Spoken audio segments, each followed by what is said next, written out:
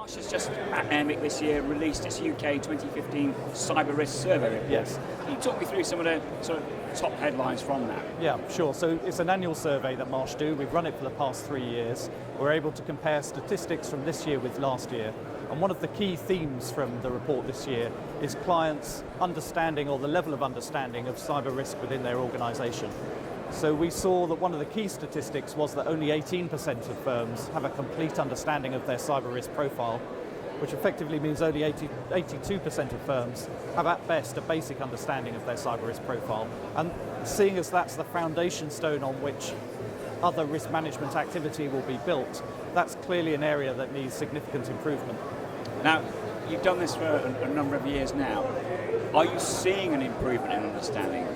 We're seeing an increased interest in building that profile, and I held a workshop yesterday for cyber risk, and that was one of the main themes. It was a very well attended workshop and very good interaction with the audience. It does feel as though that's where the majority of companies are.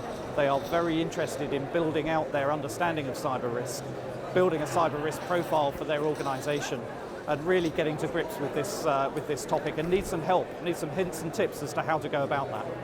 There's an awful long way to go though, isn't there? Awful long way to go. One of the other key statistics from that report was, have you made an estimate of what the worst event would cost you in terms of financial numbers, and 61% of firms admitted that they had not undertaken that exercise, which leaves companies in a position of not really knowing what cyber events might impact the organisation and not knowing what the financial impacts of those events would be, which clearly puts them in a poor position to enter the insurance market.